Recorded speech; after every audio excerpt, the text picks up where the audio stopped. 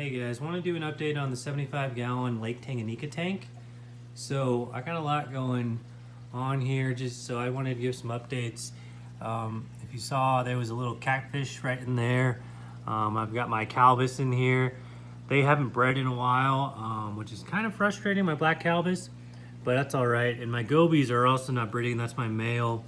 But they look really good. They're really healthy. I'm not seeing any issues with that at all.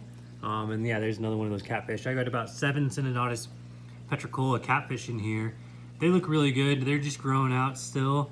I haven't tried to breed them at all, but they seem to look pretty good. And the multifasciatus are doing really well. It's quite impressive that they're able to keep so many fry in here with all the calvus in here. There's 3 calvus, 2 females and 1 male. So you can kind of see some of the babies in there. And I've actually sold about 10 of their fry.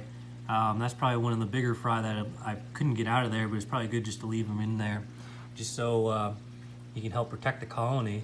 But I've added a couple more shells just to try to give them a little more room, but they seem to be doing a really good job. It's pretty interesting. The mom is on that corner and then the dad is on this corner of my 2 originals, and they kind of guard that territory and keep everyone pushed to the side. So this is a 75 gallon, so it doesn't get too crowded in here, in my opinion. It works really well with this setup for these fish. But these guys are getting crowded in here a little bit, and that's because the Julidochromis regani, there's my big female right there, they have started breeding. So if you look in here on the rock, there's some fry, these little black specks that don't really look like fry, but they are, and you can kind of see some of them moving. But they look good. There's a lot of them in here. They're all spread in through these rocks, and there's actually a cave back in there where they actually started breeding, and they've actually spread out, and they're on the side of this calvus cave and in several places. It's quite impressive how spread out they are, and the fact that they're also surviving with predators that are notorious for just eating fry. I mean, that's what calvus do. So the Julidochromis are doing a really good job of being great parents and just staying over here. And it's actually a group of 3 of them that are doing a pretty good job together. There's a 4th in there that I think is tolerated, but there's 3 that are mainly in this area. One large female and then 2 smaller ones. And then yeah, these guys are also doing a great job on this side. So wanted to give that update. I think everything's going well. I would like to see the calvus breeding and the gobies breeding, but it just isn't happening right now. I've seen my black calvus get in front of caves and act like they're gonna breed, but they just haven't done it yet.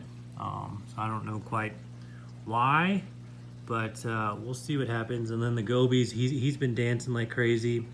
So I'm hoping that maybe it's just a weather thing. There's my male black calvus that's super pretty.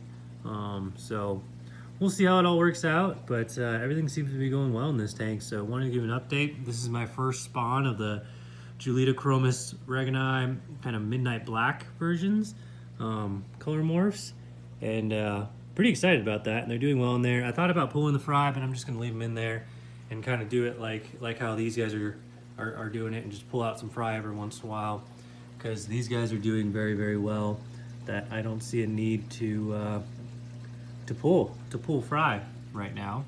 So that's what I got going on, and just wanted to give an update video on the 75 Lake Tanganyika tank.